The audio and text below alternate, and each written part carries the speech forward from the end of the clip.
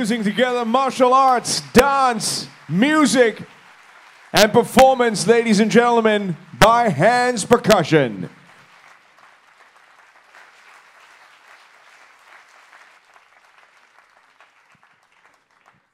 Rolling out the red carpet and welcoming you, ladies and gentlemen, this evening with such beats. And of course, we hope that this will inspire you at the Congress. Thank you very much for joining us here in Kuala Lumpur. We're looking forward to hosting you.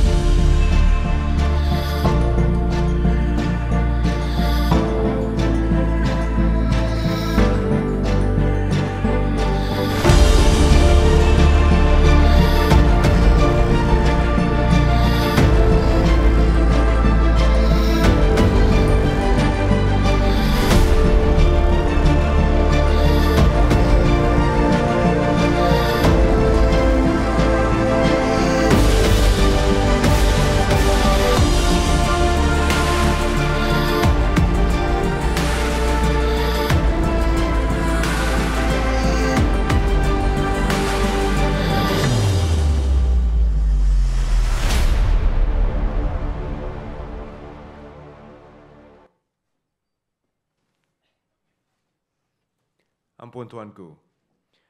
Her Majesty Raja Zarid Sofia binti Almarhum Sultan Idris Shah, Permaisuri Johor, Her Royal Highness Princess Dina Mired, Her Highness Sayyida Dr. Mona binti Fahd Al Said, Assistant Vice Chancellor Sultan Qaboos University, Oman, Her Excellency Mrs. Anna Hakobian, His Excellency Dr. Haji Dzulkefly bin Ahmad, Minister of Health of Malaysia, Mrs. Christy Sword Guzmao, Dr. Princess Nothemba Nono Simelela, Professor Sanchia Aranda, Yuthar Rawahy, Dr. Saunthari Somasundaram, Honorable Ministers, members of the media, respected guests and delegates. Thank you for joining us, and on behalf of the Union for International Cancer Control, UICC, and the local host, the National Cancer Society of Malaysia, we're proud and honored to welcome you to our country as we host the first World Cancer Congress edition ever held in Southeast Asia, and more particularly here in Kuala Lumpur. The Congress theme this year, strengthen, inspire, deliver. Thank you for delivering such thunderous rounds of applause throughout the events so far. We welcome you to continue to do so. I'm just gonna pause right there. You had me worried there. Thank you. The Congress theme for this year, ladies and gentlemen, is reflected in the amount of participation, truly, as we are going to be strengthening discussions and carrying forward issues with some 3,000 strong participants from 125 countries. Welcome to Malaysia.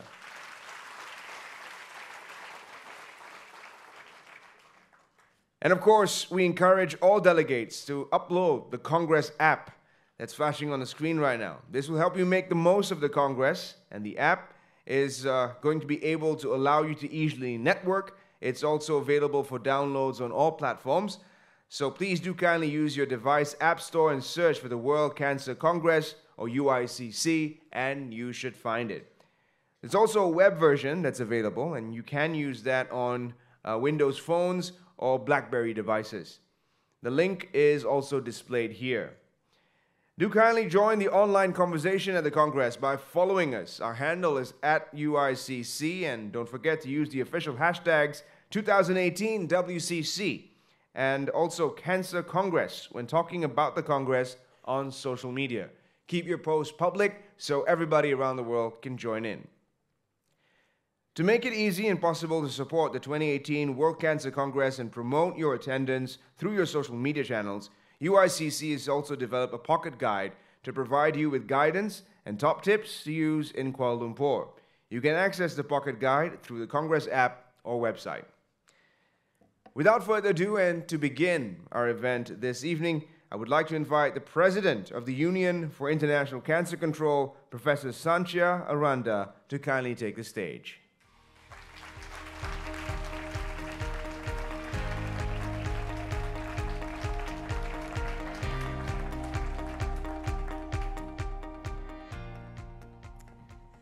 Good evening, Your Majesty, Your Royal Highnesses, Your Excellencies, Ministers, distinguished guests, colleagues and friends. As the President of UICC, it is my absolute pleasure to welcome you here to the opening ceremony of our World Cancer Congress in the beautiful city of Kuala Lumpur. Over the next 3 days, we will have the opportunity to meet, greet and listen to leaders in the cancer community on a range of subjects which collectively cover the critical topic of cancer control. We will hear about how some are being successful in improving cancer outcomes through prevention and encouraging health behaviours. We will gain insights on what advances are taking place in screening and early detection, and how we can secure better outcomes from current health systems. There will be great sessions on how we can empower patients and carers, ensuring quality for patients in life and in death. I'm sure we will learn how we can work collectively to increase the funding for cancer and the availability of resources to help address not only the growing global burden of cancer, but the rising divide between the haves and have-nots in our world. We are indebted indeed to the Programme Committee and the track chairs who, with so many others, have diligently constructed a 3-day Congress with so many outstanding features to enjoy. It's important that I thank a few critical individuals whose role has delivered this conference. To the co-track chairs, Anilda Cruz and Terry Slevin, thank you so much for crafting a wonderful program. And also thanks to your supporters, David Hill, Mona Saraya, Surendra Shastri, John Emery, Sarah Hyam, Lisa Stevens, Muhammad Harif, Anna Boltong, Ednan Hamza, Maisie Nabate, and Linda Thomas. As an international congress, it's wonderful to see the diversity of the team which has brought this week to you. There are others that we also need to recognise. Importantly, our exhibitors and sponsors in the amazing Global Village and for our broader program, including MSD, Pfizer, Roche and Tata Trusts. And to our hosts, the Malaysian Cancer Society, thank you so much for the work you've done over the last 2 years to ensure that this week is a success for all of us, but importantly for Malaysia and for the region. This will be a packed few days for us all, but if I may, I'd like to point out a few highlights which I would encourage you to consider. Please make the most of the networking and social events, including the Malaysia in a Nutshell evening on Wednesday. To go to that event, though, make sure that you pick up your ticket from the Malaysian Cancer Society stand in the Global Village. Ensure that you attend the plenary sessions every morning and the big debates in the afternoon, where we focus on a range of important topics. And finally, I would encourage you all to use the Global Village as your base for the week. Mingle with friends and colleagues from around the world and take time to visit the UICC stand and see how you can become involved in the work which UICC and its members and partners do internationally, and pick up your World Cancer Day badge for next year. The World Cancer Congress is part of a portfolio of work which UICC undertakes on behalf of its global membership. In addition to this Congress, UICC runs the World Cancer Leaders Summit each year, and today we have concluded the 2018 edition. We also host World Cancer Day on February 4th every year, where these events bring us together to consider and address common issues faced for us all, and also to raise awareness of the cancer burden. By working collectively, we are able to achieve much more than if we work alone.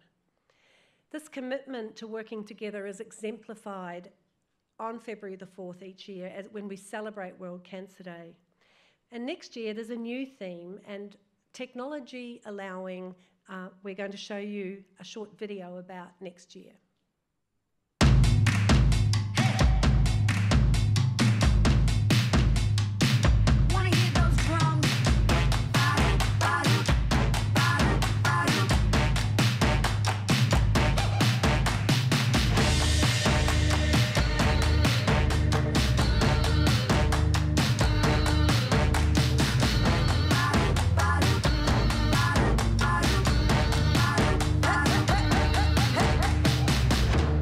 Show me how we do now, baby. Tell me what you got to lose now. On it, you got it. Hey, you want it, yeah. No. Feel that rhythm, feel the groove now, baby. Don't you wanna break the rules now? On it, you got it. Hey, you want it, no. Everybody wants to be the best in town. I'm just trying to be the best me around. I'm myself, 'cause there's nobody like me.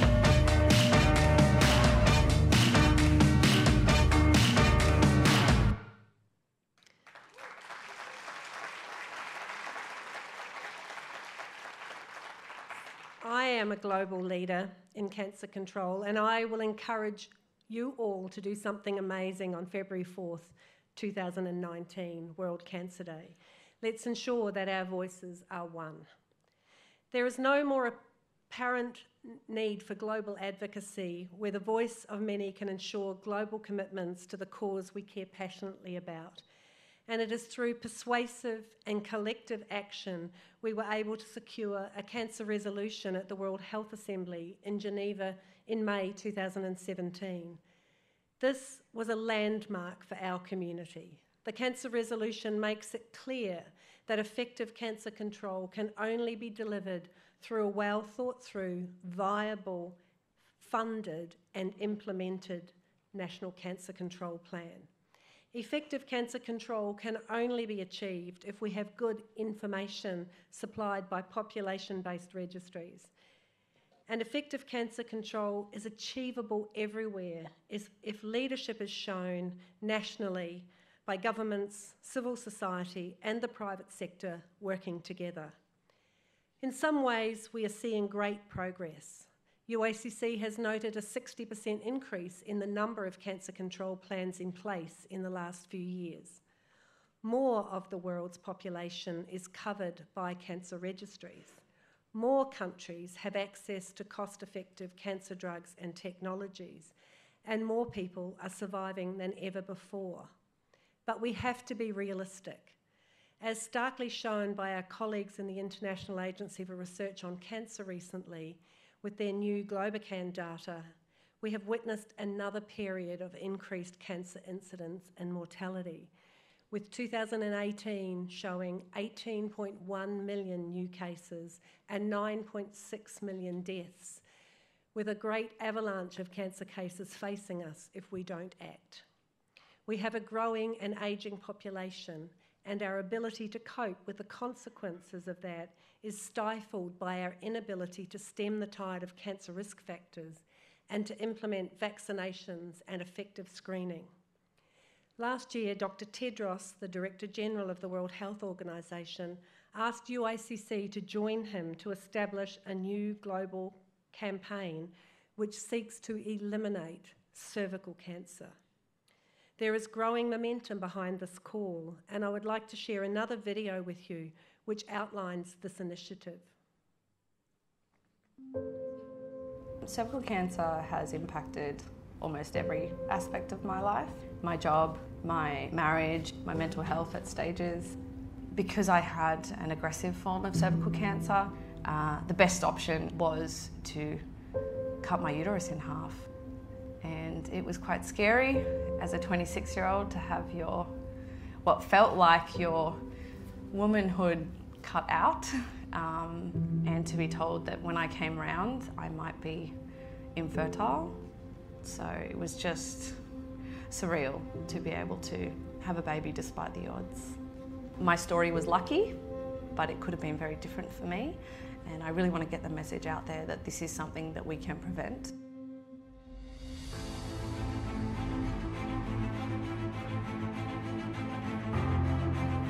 Cervical cancer is such an interesting story because while there are 250,000 women who die from this cancer every year, it is indeed both preventable and able to be diagnosed early. Cervical cancer is caused by the human papillomavirus, or HPV, and there are lots of different types of HPV.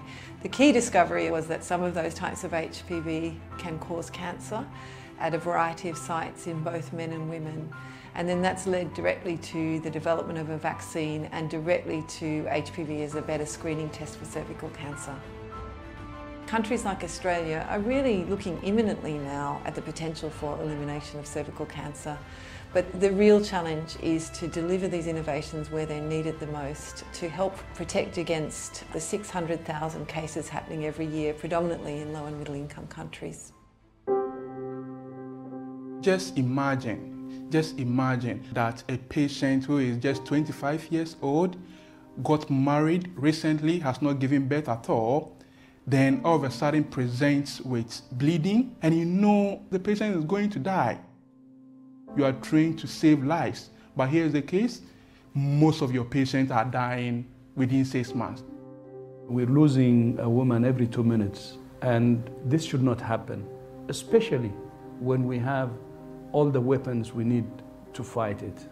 We need resources, in addition to, of course, the support that we can get from the international community. If we can deliver 200 million doses of vaccine in 10 years, we can immunise the whole population over the next 30 or 40 years and reasonably expect that within my children's lifetime we'll have no more cervical cancer. We're delivering vaccines to young pre-adolescents. The peak age of risk is in the 40s and 50s and beyond, so it will take time to have an effect. In the meantime, cervical screening has an incredibly important role to protect, in fact, the hundreds of millions of women who are already exposed to HPV and who are already at risk globally. So the key message is that HPV vaccination and cervical screening initiatives have to work together and be scaled up together in low and middle income countries. We have the tools, but we call on governments of all persuasions to take those tools and implement them with full commitment. Failure should not be an option.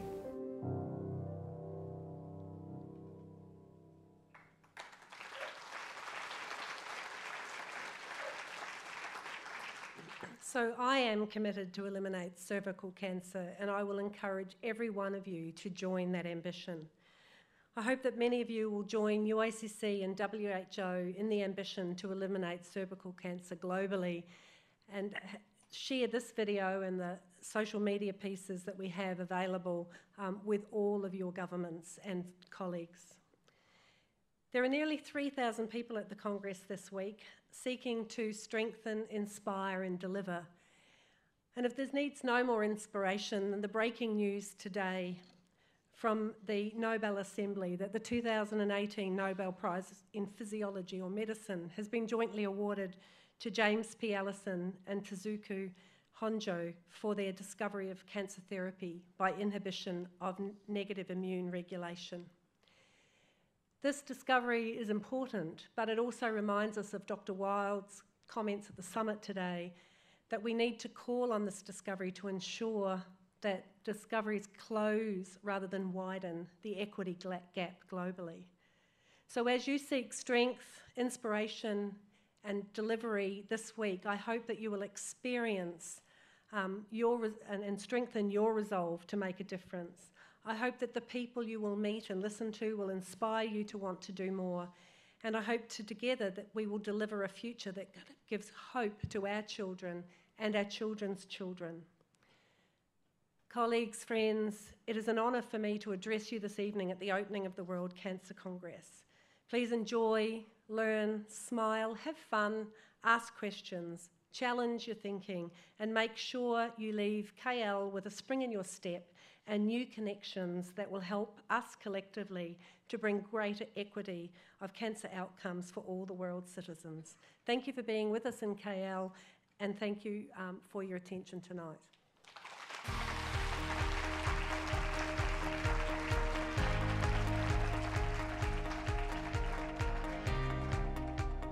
Thank you, Professor Aranda.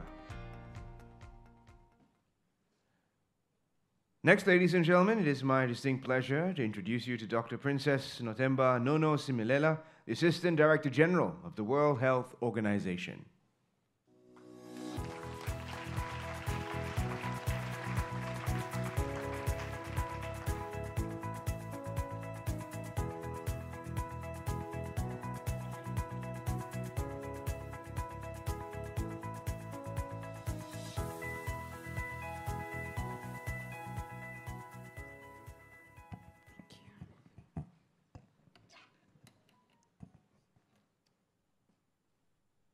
Your Majesty, Your Royal Highnesses, Dr. Sanchia, Honorable Ministers, distinguished delegates, ladies and gentlemen, good evening. It's an incredible honor to be with you this evening. You saw the man that I represent here, the Director General of WHO, Dr. Tedros, on whose behalf I am here. There is a message from the DG.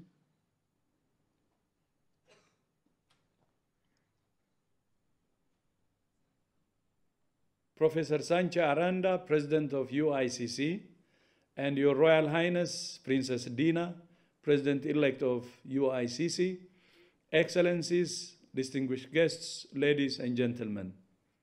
First of all, I would like to start by thanking you for inviting me today. And I'm really sorry I can't be with you in Kuala Lumpur for this very important meeting. Just last week, I joined world leaders at the United Nations General Assembly to commit to scaling up action against non-communicable diseases, including cancers. We reminded the world that at the current pace, we will not meet the Sustainable Development Goal target of reducing premature deaths from NCDs by 1/3 by 2030. The latest IARC report estimates that over 18 million people are diagnosed with cancer each year. 1 in 5 men and 1 in 6 women will be diagnosed with cancer in their lifetime. Much of this suffering can be avoided by investing in strong health systems that deliver universal health coverage and protect communities from the avoidable causes of cancer, like tobacco, air pollution, unhealthy diets, and the harmful use of alcohol. With your commitment and our networks, we can make an enormous difference. Together, we can protect people from cancer, eliminate cervical cancer, and save the lives of children with cancer. Please join WHO in our mission to promote health, keep the world safe, and serve the vulnerable. I wish you a very successful summit, and I thank you.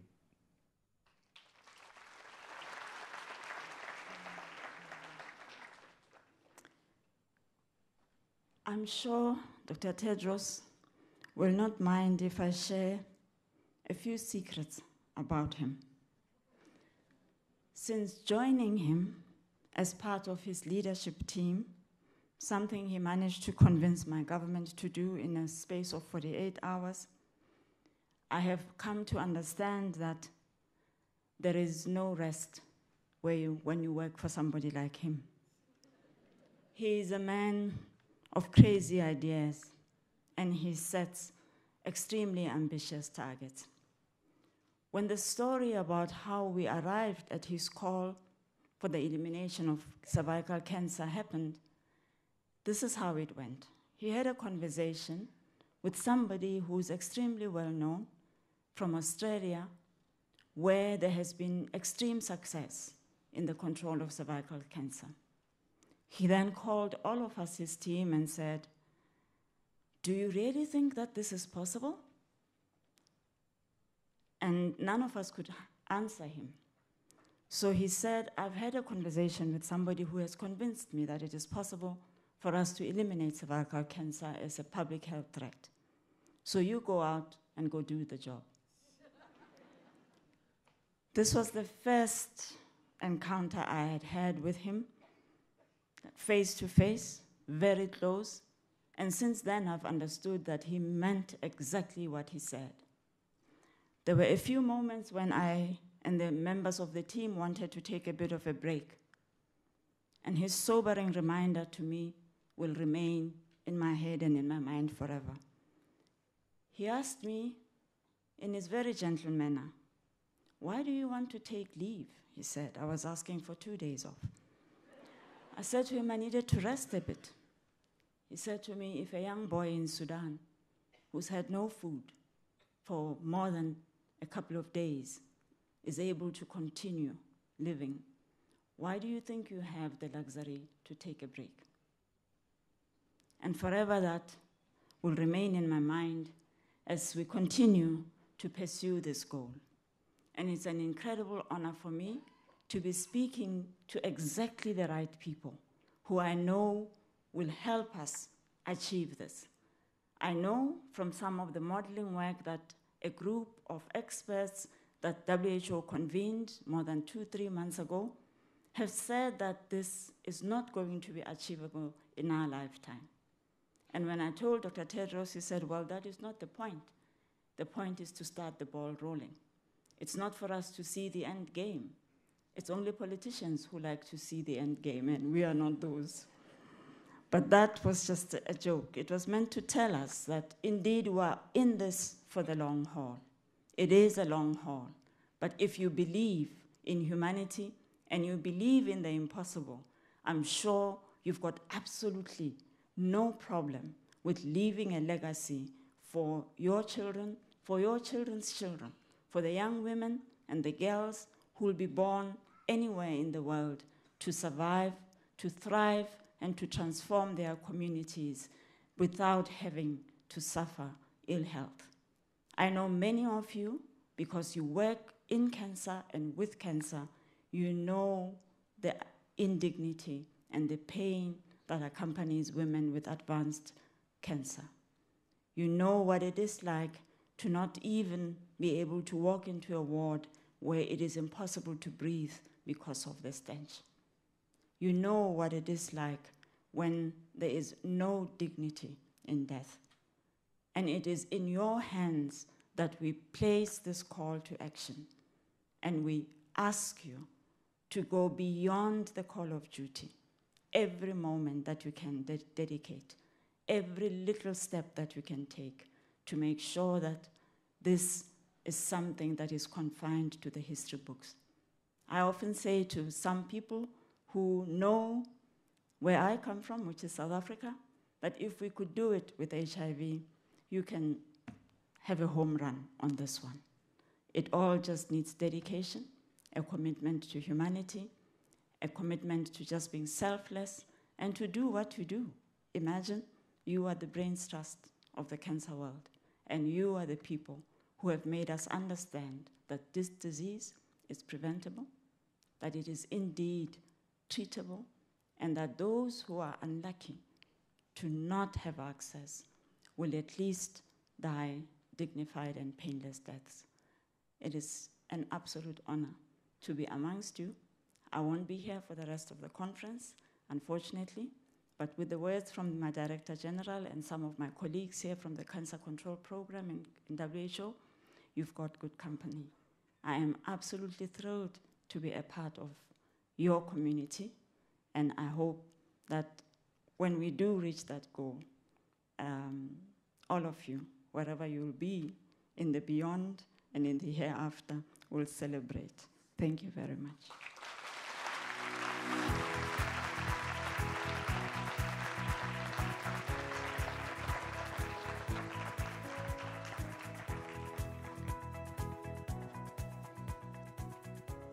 Thank you, Dr. Princess Nothemba Simelela. And next, ladies and gentlemen, it is my privilege to introduce you to Yuthar al-Rawahy, the founder of the Oman Cancer Association.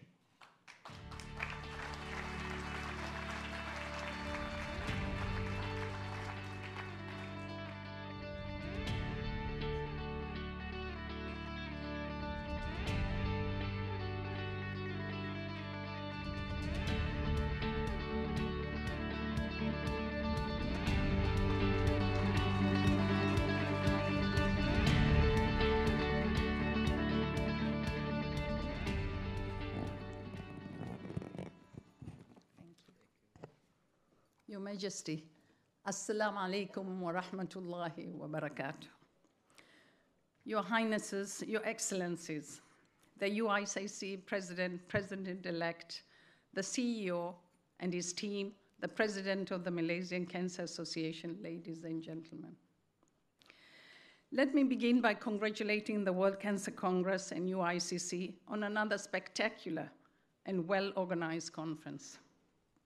As testimonies from previous years attest, this is not merely a congress, but a movement. Attending today makes me appreciate the accuracy of the statement. I'm going to talk to you about the events that occupy the past 2 decades of my life, sharing with you the ups and downs of my journey. First, with receiving the news at the time I didn't realize would come to define much of who I am today. And second, what was born out of the pivotal moment, the Oman Cancer Association. The reality is that at some point in life, we all go through challenges. Hopefully, we get to choose how we respond to them. That was the case with me. At 47 years, I was working full-time at Sultan Qaboos University College of Medicine, looking after my husband and 5 kids. I was being followed for a goiter for 4 years. Then suddenly I got the news. It was thyroid cancer. Now, how I handled this shock was not exceptional in any way. I was devastated naturally, consumed by thoughts of my children who are still relatively young at the time. I was filled with panic, overwhelmed and frightened by how fast things were happening. I could see my husband was devastated. But still, he looked positive. And given he's a surgeon, his optimism was immensely reassuring. We had faced challenges in the past, but this was a big one. Now, I speak and counsel newly diagnosed patients all the time. Everyone is different. But one ingredient I have found differentiates those who navigate through the different stages of cancer diagnosis to treatment plan. It is attitude. Within 3 months, I was diagnosed with 3 cancers. At that point, through prayers and self-reflection, I promised myself and God that if I was to survive the trial of faith, I would dedicate my life to creating cancer awareness and supporting cancer patients and their families. I would not rest until what I felt needed doing was done. After 6 months of my treatment, I began the journey fulfilling the promise. I knew early detection was key, but aside from that, screening options, fundraising, establishing an association, building political will to face all this was all new to me. A dedicated group of close family and fans walked through tireless first steps with me, stood back up after every setback or disappointment, and pushed through. Cancer is still a taboo and stigma and associated with death due to lack of knowledge. When I first appeared in the local newspaper to discuss my cancer, people would call my husband to try and convince me to stop what they call advertising my disease. I'm blessed to have a husband who believed in me and supported me fully, and a family who stood by me. 15 years after my first diagnosis, I was again diagnosed with 4th aggressive pre-stage 1 cancer. I was living the message that I had been preaching for the past 15 years. Self-examination leads to early diagnosis and cure. I realized that sharing my story was able to inspire people not to lose hope, no matter the circumstances or progression of their diagnosis. It wasn't a question of what I should do, but what I had to do. The association is proud and commemorates key milestones. We know every day that resting on our laurels is not an option. I reflect often on where we were in 2002 and where we are now. State-owned companies and corporations in Oman using Orca Journey to inform their newly adopted and growing CSR strategies. Now, the little organization that started as an idea in the living room is pegged to host the UICC 2020 World Congress and the World Congress Leaders Summit, bringing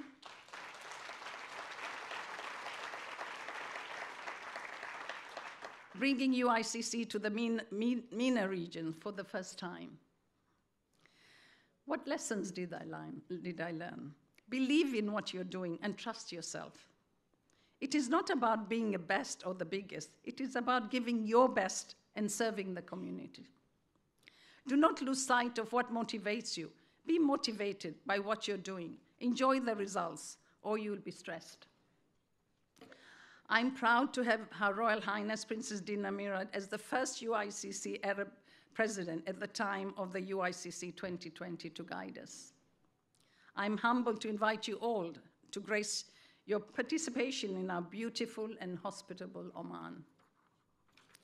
Finally, to all of us here, allow me to address the issues of our fast-growing world. We are experiencing an exponential technological change, rendering things obsolete. We are living in the world of robotics, artificial intelligence, advanced algorithms, and emerging new technologies. So let us change our thinking and our methods in fighting cancer. Let us work together at global level to support those countries that need support. Thank you.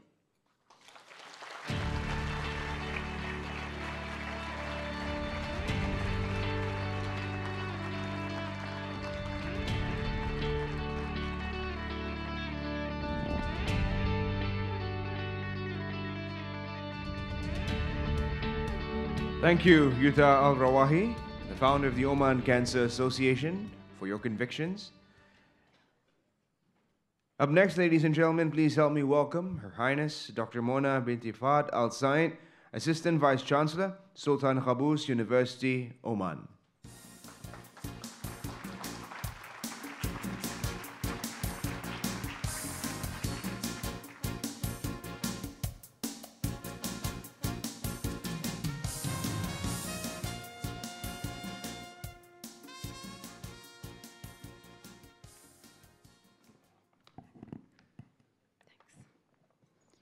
Your Majesty,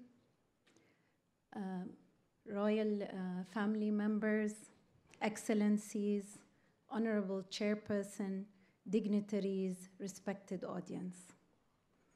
It is with great pleasure to be amongst this distinguished gathering today. We have met toward a great cause, to address a challenge, to seek experience, and to shine hope for the future that will hopefully soon put an end to this lingering disease. According to the latest statistics from the World Health Organization, cancer is the second leading cause of death globally and is responsible for an estimated 9.6 million deaths in 2018. Globally, about 1 in 6 deaths is due to cancer. Therefore, the responsibility of fighting this disease does not fall only on cancer patients, their families, and caretakers. It's a responsibility we must all shoulder. In the Sultanate of Oman, Oman Cancer Association, OCA, was established for this exact purpose in the year 2000 as a non-governmental, non-profit organization. The amazing woman behind it has been a 4-time cancer survivor who knows exactly what it takes to go through this disease, fight it, and come out stronger than ever before. And she's just spoken to you a little while ago. I'm honored to be the patron of OCA. Offering support to this committed association was an obligation I felt towards OCA and the role they play in the community. As Yuthar just pointed out, when she approached me a few years ago to become the patron, I had a lot of people tell me, don't do this. It's like you're bringing harm, against yourself. But I looked at Yuthar and said, if she could make it, I have to also stand with others who need such a support. And having a child who has a rare metabolic genetic disorder, I know exactly what suffering is. So I took this opportunity and thank you. And put my effort to become the patron of this wonderful association with two wonderful people heading it as well, and other associations across the country. The association exists to fill three major objectives: to raise awareness of cancer in Oman, to offer support and empowerment to cancer patients, particularly women, and to help develop capacity building in the society through training and education. OCA has been very, very focused in spreading two important messages throughout the Omani society, which are regular and repeated screening leads to better diagnosis and high probability of cure, and bringing our efforts together can make a difference.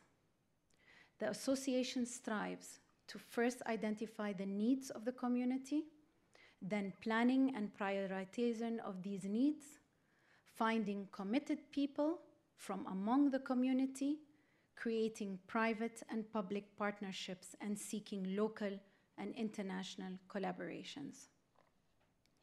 We have translated the vision of OCA into action through various initiatives to serve the community. To name a few, a mobile mammogram unit was built for women over the age of 40. The unit has offered its service free of charge to 16,000 women in Oman, both local and expatriates. The unit has helped reduce waiting time for women to get screened. And of course, if there's any woman of any age who has any doubt, they have access as well. Dar al-Hanan, which means tenderness or loving like home, is a home away from home that offers special environment to children diagnosed with cancer and their families. This facility serves children who come from outside the capital city. It offers them accommodation, meals, and a shuttle service. Since 2011, the home received many families and served them free of charge, 480 children with cancer from different nationalities. OCA also provides an ultrasound facility, which has helped reduce waiting time for women to get tested from 6 weeks to just 1 day. OCA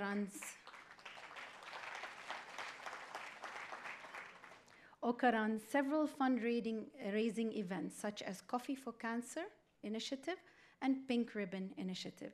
In the Coffee for Cancer Initiative, held in 2013, OCA was successful in raising significant amount of funds to acquire instrumentation for further tests and investigative techniques. OCA organizes an annual walkathon. The first walkathon in 2003 attracted 270 participants. The number grew to a staggering 8,000 participants in 2017. And the next walkathon takes place on the 30th of this month. So if you're visiting Oman around that time, please do join us. We all do the walk together. OCA, through a public-private partnership, provided training to 360 local nurses on palliative cancer care experts from the Middle East, Cancer Consortium, MECC, Oncology Nurses Society, ONS, and American Society of Clinical Oncology, ASCO, conducted the training. His Majesty Sultan Qaboos bin Said, the Sultan of Oman, has always encouraged the collaboration between the various entities in the community to achieve desired goals and plans. He has always provided his unwavering support in many fronts. In his speech addressing the Oman Council in 2011, he emphasized that, and I quote here, "Collaboration and cooperation between all responsible bodies and direct coordination between the departments and exchange of opinions and consultation among those in charge is the way that leads to the success of national plans and programs in playing their desired role in comprehensive development and achieving its short and long-term goals in serving the present and future generations." It is with that vision and such encouragement we strive to make healthcare advances in multiple fronts. It's worth noting that OCA received HM's award for their excellence in voluntary work in 2001 and once more in 2015. These awards are a testimony of the government's support and recognition of the amazing OCA's continuous effort in raising awareness about cancer. In closing, it gives me great pleasure to announce that Oman has been selected to host the World Cancer Congress and the World Cancer Leaders Summit in 2020. Oman will welcome up to 4,000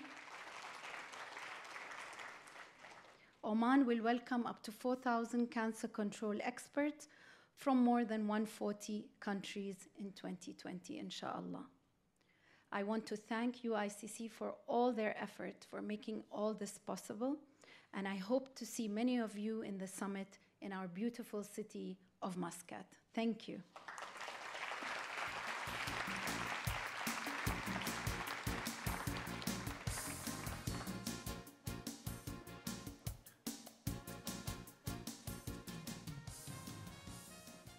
Thank you, Your Highness Sayyida Dr. Mona binti Fahd Al Zain. And now, ladies and gentlemen, please help me welcome Dr. Saunthari Somasundaram, the National Cancer Society of Malaysia President.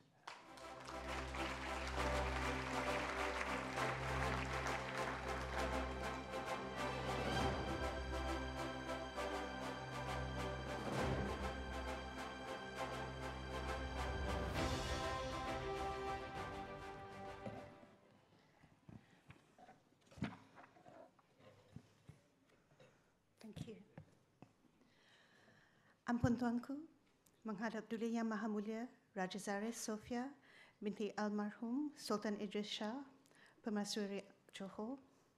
Ampun Tuanku, beribu-ribu ampun, sembah patik mohon diampun.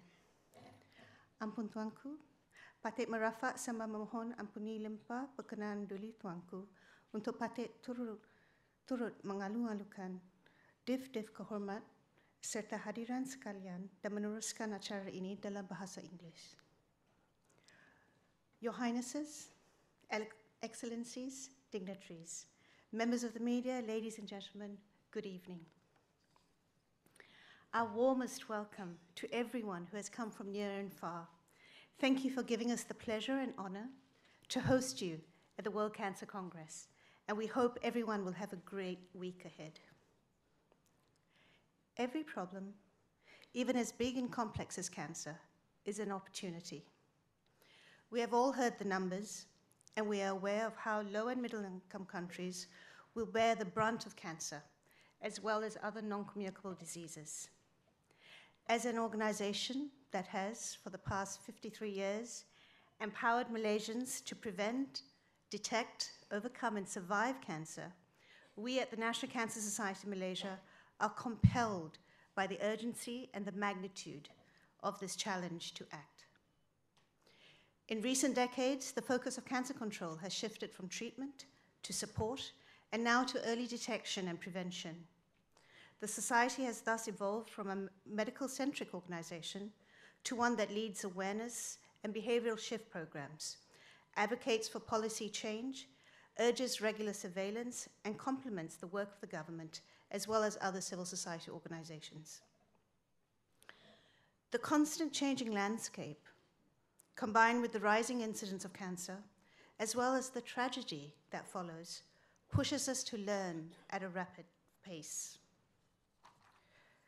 And what better place to learn than from this crowd of experienced, knowledgeable, passionate, and driven experts, all of whom are eager to share, support, and join us today. Thank you so much for being here.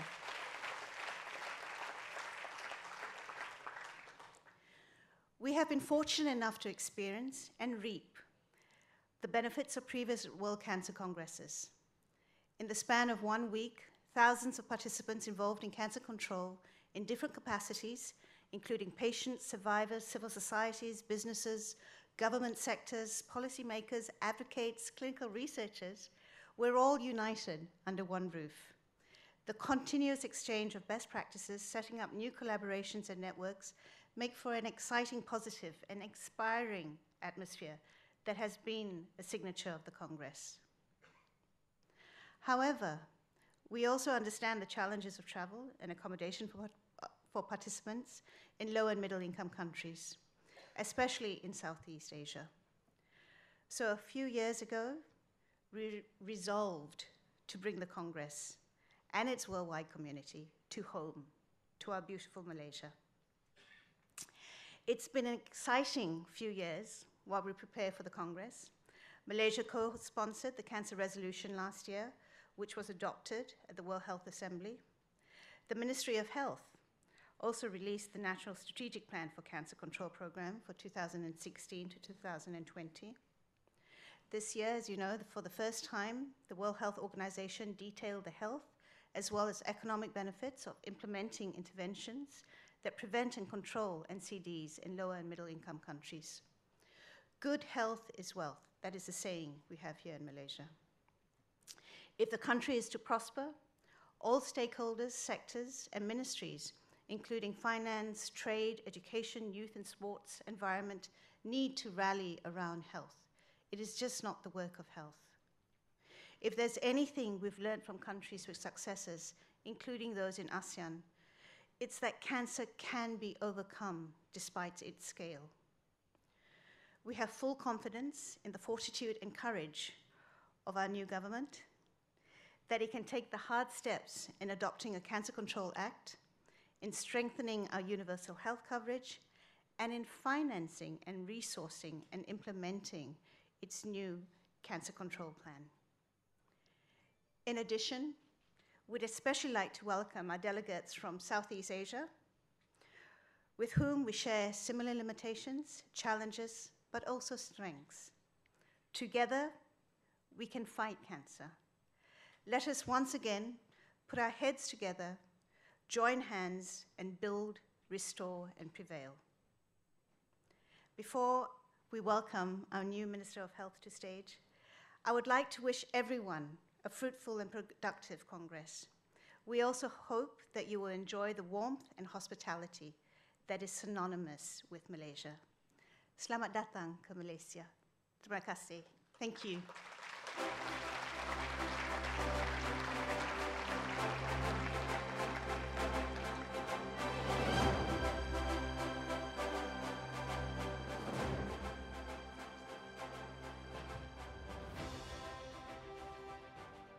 Thank you, Dr. Saunthari Somasundaram. And now, distinguished guests, ladies and gentlemen, please allow me to introduce you to His Excellency Dr. Haji Dzulkefly bin Ahmad, the Minister of Health of Malaysia.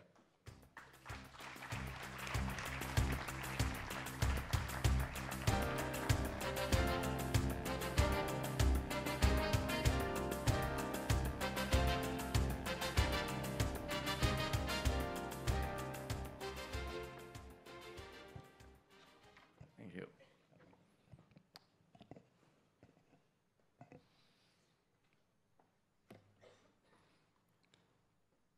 Ampun tuanku, Menghadap Duli Yang Maha Mulia Raja Zahid Sofia binti almarhum Sultan Idris Shah, Permaisuri Johor, ampun tuanku, beribu-ribu ampun, sembah patik mohon diampun. Patik merampak sembah memohon ampun limpah perkenan Duli tuanku untuk patik turut mengalu-alukan dev-dev kehormat serta hadirin sekalian dan meneruskan acara ini dalam bahasa Inggeris. May I? Thank you. Your Highnesses, Excellencies, dignitaries, distinguished participants of the Congress, members of the media, ladies and gentlemen. Assalamu alaikum wa rahmatullahi wa barakatuh, and a very good evening. First and foremost, I would surely like to extend our warmest welcome to everyone here that has made their way from near and far to our country. We are surely immensely proud and honored to host the first ever World Cancer Congress, as well as the World Cancer Leaders Summit in Southeast Asia, and we wish everyone a fruitful and productive week ahead. It is also our hope that you will take the chance to explore Malaysia and enjoy our hospitality, and particularly to the new Malaysia. Again, under the leadership of Tun Dr. Mahathir Mohamad, a paragon of passion and precision, commitment and creativity, excellence and fearlessness. That's how the Sunday Telegraph described him. If only I wish you could come to grace your event. But unfortunately, this is the politician speaking, and incidentally as well, the only male.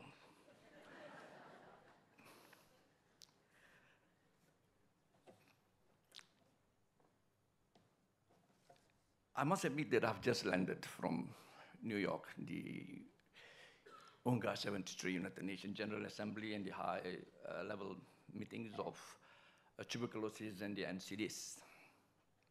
And coming in contact and witnessing leaders from all nook and corners of the world,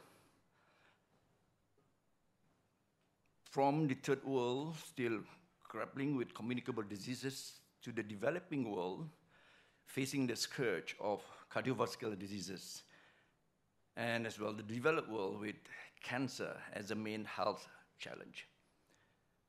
Surely we take cognizance that Malaysia particularly is fast achieving developed nation status, and sure enough, cancer is catching up with the cardiovascular diseases as a public health burden. The United Nations Sustainable Development Goals, SDGs, for 2030, announced on September 25th, September 2015, call for reducing premature mortality from non-communicable diseases, NCDs, by a third through prevention and treatment. A very ambitious goal indeed. WHO's International Agency for Research on Cancer estimated 14 million new cases of cancer and 8 million deaths from cancer in 2012, with more than half of the deaths in people aged younger than 70 years old. Of the 4.4 million cancer deaths in people aged younger than 70 years, 3.4 million, that is 77%, were in low and middle income countries. In Southeast Asia alone, the action group study of 9,000 people revealed that nearly 1/3 of patients die and almost half face catastrophic healthcare expenses within a year of diagnosis. 2/3 of these deaths were from cancer of the lung, mouth, or esophagus. 0.9 million may be caused by tobacco.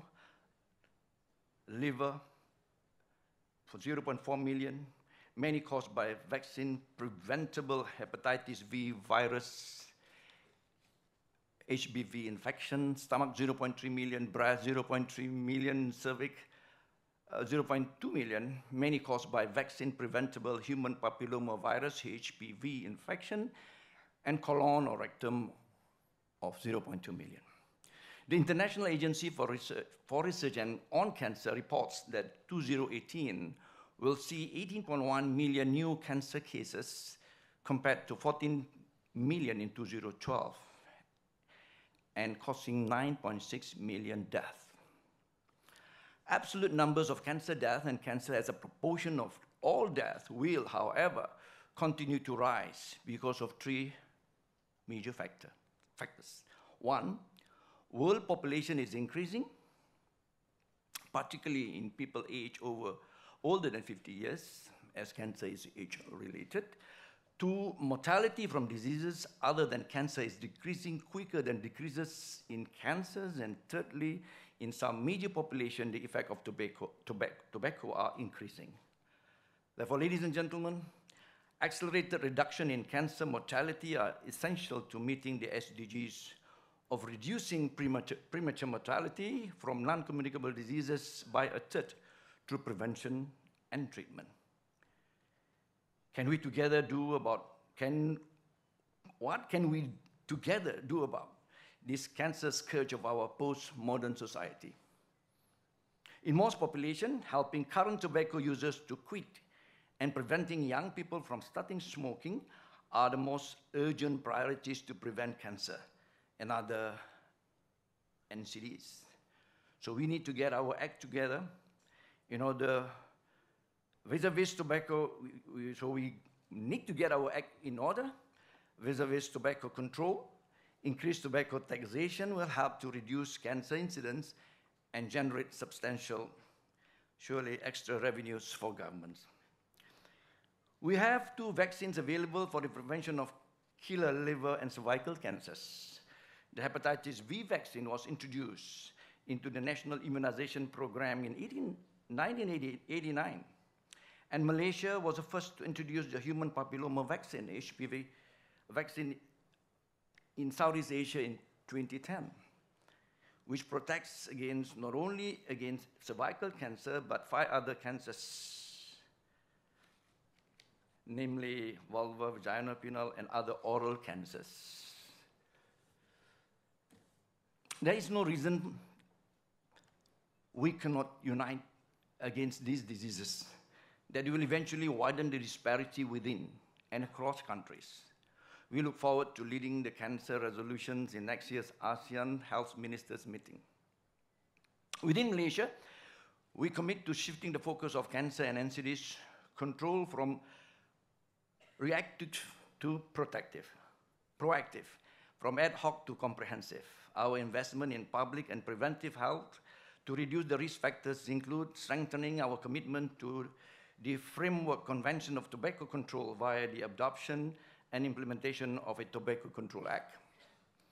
Without compromising curative care, and as cutting-edge technology for cancer treatment increases in Malaysia, we will reinforce our universal health coverage with the B40, the bottom 40 insurance plan. The global review of national cancer controls, led by the Union for International Control and WHO, was published just last Friday. It emphasized the need of putting in place goals, objectives, strategies, funding, and governance structure for an NCCP to be successfully implemented. We also pledge to bring our national cancer control plan to the highest level of the government to have it fully funded and resourced.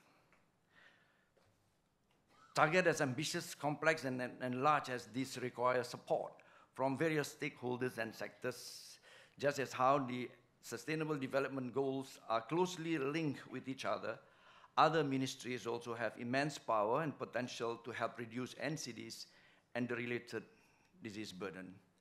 A prime example is how exposure to risk factors of these diseases are largely determined by policies in trade, labor, finance, urban planning, and the education sectors, instead of merely health. In addition, ministries including finance, trade, youth and sport, energy, technology, science, climate change, and environment should ensure: 1, the sustainable financing of cancer and NCDs control plans; 2, a sound implementation of price and tax measures; 3, coherence between trade and health policies; 4, the protection for public health when establishing trade agreements; and lastly, early intervention in ensuring health-enabling environment as well as lifestyle. Your Excellencies, dignitaries, distinguished participants of the Congress, ladies and gentlemen, a huge battle awaits us. We wish everyone a successful Congress, that everyone will be inspired and motivated to share, learn, and use the best practice, knowledge, and wisdom gained throughout this Congress. May also be the start of new ideas, successful partnership, and fruitful collaboration for all. It is time to make every second and every step counts. I thank you. I thank you again.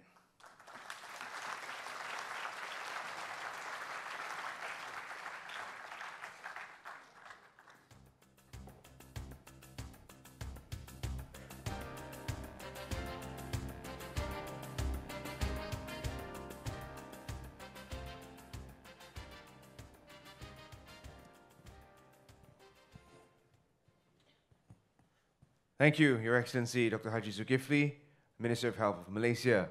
And on that note, ladies and gentlemen, we have come to the end of this session. We are looking forward to a productive Congress with all of you, and we do hope that you download those applications to keep you connected with your fellow delegates and also the program. Do talk about the event and share your ideas. On that note, it is my pleasure to now announce the departure of Her Majesty Raja Zarit Sofia binti Almarhum Sultan Idris Shah